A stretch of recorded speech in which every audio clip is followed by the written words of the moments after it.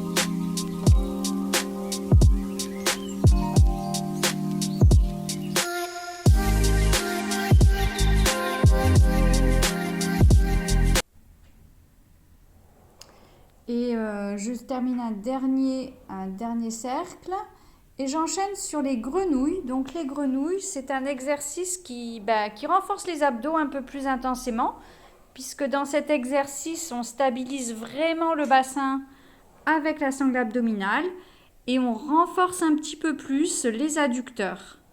Donc là, on est plutôt dans quelque chose de plus tonique que pour les cercles de jambes.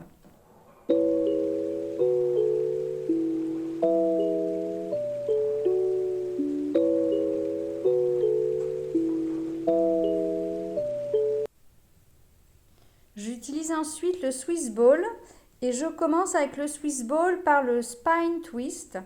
Donc ça va dénouer la taille, ça va aller un petit peu plus loin dans les étirements sur la chaîne latérale. Et en même temps, dans cet exercice, on renforce les obliques tout en douceur. Les bras sont écartés, donc ça étire aussi les pectoraux et les épaules. C'est vraiment un exercice très agréable. Ensuite, j'enchaîne sur la charrue. Donc la charrue, je choisis cet exercice parce que, un petit peu comme dans les cercles de jambes, on soulève le bassin, donc ça agit sur la sangle abdominale, on renforce les abdominaux, mais en même temps, on continue à dénouer le bas du dos, les tensions qu'il y a sur les disques. Donc le relevé de bassin, ça permet vraiment d'ouvrir le canal lombaire. C'est très agréable.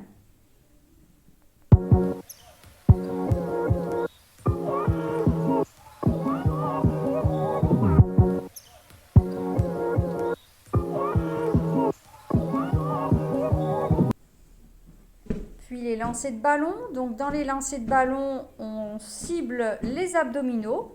On reprend aussi le travail des adducteurs puisqu'on doit rattraper le ballon avec les jambes.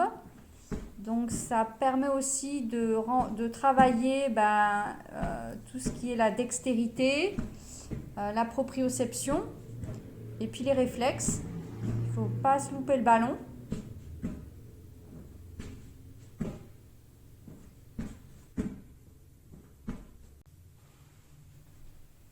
Et avec l'arc, un exercice que j'adore, c'est l'étirement arrière. Donc là, je suis assise sur l'arc, je place les mains derrière la tête et je me laisse porter par l'arc pour m'étirer en arrière. Évidemment, dans le mouvement du retour, eh bien, les abdos, c'est les abdos qui travaillent, puisque c'est par les abdos que là, on peut remonter la colonne vertèbre après vertèbre. Je soutiens ma tête avec les mains pour ne pas mettre de tension dans mes cervicales ni dans mes trapèzes.